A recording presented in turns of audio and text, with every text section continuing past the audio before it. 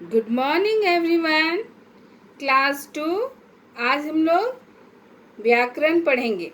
व्याकरण में हम लोग आज पढ़ेंगे सर्वनाम, जो कि आपके व्याकरण किताब में पेज नंबर 21 में मिलेगा।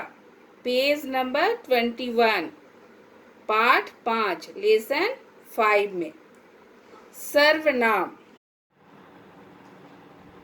सर्व सर्व यानी कि सबका। सर्वनाम यानी सबका नाम। सर्वनाम का अर्थ क्या हुआ? सबका नाम, है ना। जैसे कि हम लोग संज्ञा में पढ़े कि किसी विशेष व्यक्ति या स्थान या वस्तु के नाम को संज्ञा कहते हैं। वहां पर किसी विशेष का नाम ही संज्ञा कहलाता है, लेकिन सर्वनाम में सभी के लिए वो शब्द प्रयोग किए जाते हैं। यानी एक ऐसा शब्द जो सभी के लिए प्रयोग होता है, उसे हम सर्वनाम कहते हैं। और ये सर्वनाम शब्द संज्ञा के बदले आता है, यानी कि संज्ञा के स्थान में प्रयोग किया जाता है। जैसे अमन पढ़ रहा है। अमन पढ़ रहा है। मैंने दूसरा वाक्य बनाया, वह पढ़ रहा है।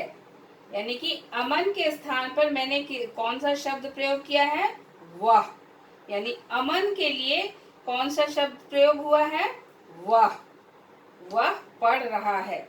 उसके आगे हम देखेंगे उदाहरण, उसकी माता टीचर है। उसकी माता टीचर है। तो किसकी माता टीचर है? अमन की माता टीचर है। उसके पिताजी डॉक्टर हैं। उसके पिताजी डॉक्टर हैं। यानी किसके पिताजी? अमन के पिताजी। यानी अमन के लिए किन किन शब्दों का प्रयोग हुआ है? वह, उसकी, उसके, है ना। तो इस तरह संज्ञा के स्थान पर प्रयोग होने वाले शब्द क्या कहलाएंगे? सर्वनाम कहलाएंगे। यानी संज्ञा के बदले जो शब्द प्रयोग होता है उसे सर्वनाम कहते हैं। तो हम सर्वनाम की परिभाषा इस तरह से लिखेंगे। संज्ञा के स्थान पर प्रयोग होने वाले शब्द को सर्वनाम कहते हैं।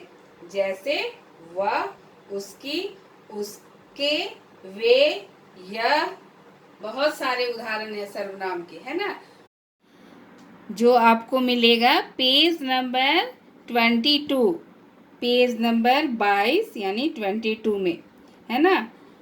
यहाँ पर दिया हुआ है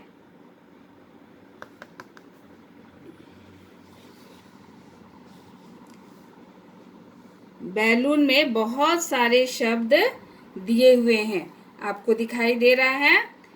कैसी, ऐसा, कहाँ, किसने, तुमको, मैं, हम, उनको, कुछ, उसने, जैसी, वैसी, उसे, वह, तुम, अपनी। तो इस तरह से हम देख रहे हैं कि बहुत सारे सर्वनाम शब्द हैं।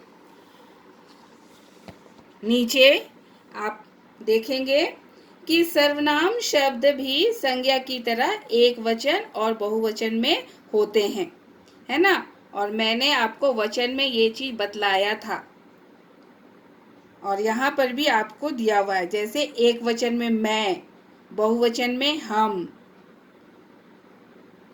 यह, इसे, इसको, ये सारे एक वचन हैं। और ये, इन्हें, उनको नहीं, इनको बहुवचन है। उसी प्रकार से एक वचन उसको, वह, जो, मेरी, ये क्या है? एक वचन के उदाहरण हैं। और बहुवचन के उदाहरण उनको, वे, जिन्होंने, हमारी। तो इस तरह से हम देखते हैं कि सर्वनाम शब्द के बहुत सारे उदाहरण हैं। जैसे कहाँ, वहाँ, यहाँ, ये सारे शब्द हमको किसी स्थान के विषय में बतलाते हैं। जैसे तुम कहाँ जा रहे हो, कहाँ गए थे, मैं वहाँ गया था। तो ये सारे शब्द स्थान को बता। आगे हम देखेंगे सर्वनाम के भेद। तो सर्वनाम के 6 भेद हैं। कितने भेद हैं? 6 भेद हैं। पहला है पुरुषवाचक सर्वनाम, यानी कि उसका उदाहरण क्या है? मैं, तुम और वह, है ना। पुरुषवाचक सर्वनाम का उदाहरण क्या है? मैं, तुम और वह।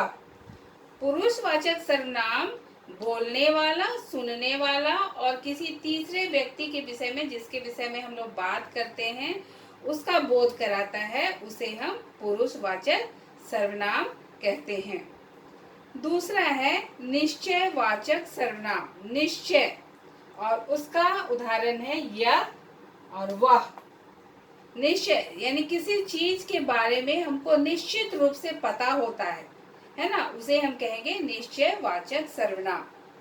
जैसे कि यह यानी कि नजदीक के लिए हम बोलते हैं यह किताब है, यह हिंदी किताब है, और दूर से दिखाकर हम किसी को मतलब बतलाते हैं किसी को कि वह राम है, अमन है, चाहे जो भी है ना। तो ये नजदीक के लिए प्रयोग होता है यह, और वह दूर के लिए। तीसरा है अनिश्चयवाचक सर्वनाम। अनिश्चय यानी किसी भी चीज के बारे में हमको निश्चित रूप से पता नहीं होता है, उसे हम कहेंगे अनिश्चयवाचक सर्वनाम। जैसे उसके उदाहरण है कोई और कुछ, यानी कि कोई खड़ा है, या कुछ दे दो, या फिर थोड़ा सा चीनी दो, यानी हमको निश्चित मात्रा नहीं पता है, या दरवाजे के पीछे कोई खड़ा है, हमको स्पष्ट रूप से मालूम नहीं है, उसके लिए हम ऐसे शब्दों का प्रयोग करते हैं कि दरवाजे के पीछे कोई खड़ा है, मुझे कुछ पैसे दे दो, इस तरह से, है ना। तो हमको उसमें निश्चित रूप से उसकी मात्रा या वस्तु या व्यक्ति का बोध नहीं होता है, उसे हम कहेंगे अनिश्चयवाचक सर्वनाम। चौथा है प्रश्नवाचक सर्वनाम, यानी कि जिन शब्दों के द्वारा सवाल पूछने का बोध होता है, उसे हम कहेंगे प्रश्नवाचक सर्वनाम। जैसे क्या और कौन, वहां पर कौन खड़ा है, तुम क्या कर रहे हो, इस तरह से हम किसी से सवाल पूछते हैं, यानी सवाल पूछने का बोध होता है, उसे हम कहेंगे प्रश्नवाचक सर्वनाम। पांचवा है संबंधवाचक सर्वनाम। संबंधवाचक सर्वनाम, संबंध यानी कि वाक्य में एक सर्वनाम शब्द दूसरे सर्वनाम के साथ संबंध बताता है ना। एक सर्वनाम शब्द दूसरे सर्वनाम शब्द के साथ संबंध को बतलाता है, उसको हम कहेंगे संबंधवाचक सर्वनाम। और उसके उदाहरण है जो सो, है ना। जो जैसा करेगा सो वैसा पाएगा, जैसी करनी वैसी भरनी, हम लोग बोलते हैं ना, तो इस तरह से। छठा है निजवाचक सर्वनाम। निज यानी कि स्वयं, है ना, स्वयं, निज का अर्थ होता है स्वयं। और निजवाचक सर्वनाम यानी कि जो सर्वनाम शब्द कर्ता अपने लिए प्रयोग करता है ना, अपने लिए, यानी बोलने वाला अपने लिए प्रयोग कर रहा है, उन शब्दों को कहेंगे निजवाचक सर्वनाम। सर्वनाम जैसे स्वयं, अपने आप, जैसे मैं अपने लिए प्रयोग कर रही हूँ, स्वयं के लिए प्रयोग कर रही हूँ कि मैं यह काम स्वयं कर लूंगी, या फिर मैं अपने आप चली जाऊंगी। तो बोलने वाला इन शब्दों को अपने लिए प्रयोग कर रहा है, उसे हम कहेंगे निजवाचक सर्वनाम। तो मैंने आपको यहाँ पर सर्वनाम के 6 भेदों को संक्षेप रूप में बतलाया है।